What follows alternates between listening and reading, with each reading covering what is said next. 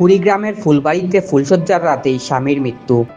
বাকরুদ্ধ হয়ে পড়েন নববধূ লাবণী আক্তার ও তার পরিবার। ফুলশয্যা রাতেই বরের মৃত্যুর ঘটনাটি কোনোভাবেই মেনে নিতে পারছেন না নববধূ, তার পরিবার ও এলাকাবাসী। ভাগ্যের নির্মম পরিহাস, শেষ পর্যন্ত বাকরুদ্ধ হয়ে ফুলশয্যার রাতেই বরের মরদেহের পাশে বসে অশ্রুসিক্ত সিক্ত নয়নে তাকিয়ে নববধূ তার জীবনের স্মরণীয় রাতটি কাটিয়ে দেন। বিয়ানীবাজারে যাত্রা শুরু করেছে হাকিম ট্রাভেলস অ্যান্ড ট্যুরস। ট্রাভেলসটির মাধ্যমে আমরা হজ বুকিং, নতুন পাসপোর্ট, আন্তর্জাতিক ও ডোমেস্টিক বিমানের টিকিট এবং ২৬ সালের হজের বুকিং করা হচ্ছে। তাই আজই যোগাযোগ করুন বিয়ানীবাজার পৌরসরস্থ চাউলগলির ২য় তলায়। শুক্রবার সন্ধ্যায় নববধূ লাবণী আক্তার মেহেদি মাখা হাত, পরনে লাল শাড়ি পরেই মৃত স্বামীকে শেষ বিদায় জানায়। ঘটনাটি পুরো এলাকায় শোকের ছায়া নেমে এসেছে। জানা গেছে, বৃহস্পতিবার দুপুরে ফুলবাড়ি উপজেলার সদর ইউনিয়নের কবির মাহমুদ গ্রামের শাহ জামালের মেয়ে লাবণী আক্তারের সাথে একই উপজেলার শিমুলবাড়ি ইউনিয়নের আসিয়ার বাজার এলাকার মৃত আব্দুল লতিফের ছেলে খালেদুজ্জামান ডিউকের সাথে বিয়ে সম্পন্ন হয়।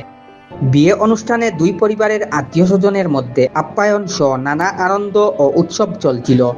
বরের বাড়িতে আত্মীয় স্বজন ও বন্ধু বান্ধব এবং পাড়া প্রতিবেশীদের খাওয়া দাওয়া শেষে আত্মীয় স্বজনরাও অনেকেই বিদায় নিয়েছেন।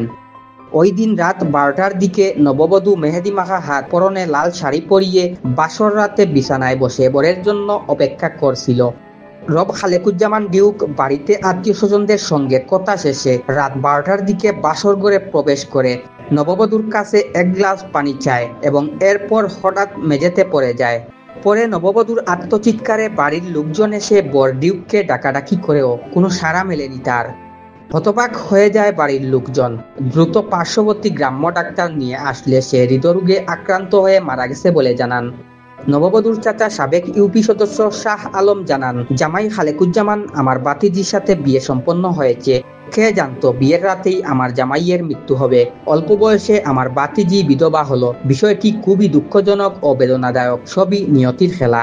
শিমুলবাড়ি ইউনিয়ন পরিষদের চেয়ারম্যান শরীফুল ইসলাম মিয়া সুহেল জানান, প্রধান শিক্ষক খালেকুজ্জামান ডিউকের মৃত্যুর কথা স্বীকার করে বলেন, নিয়তির ওপরে তো কারো হাত নেই, তবে এমন হৃদয় বিদারক ঘটনা খুবই কম দেখা যায়। বাসর রাতেই স্ত্রী বিধবা, খুবই কষ্টদায়ক ঘটনা। শুক্রবার সন্ধ্যায় পারিবারিক কবরস্থানে তাকে দাফন করা হয়।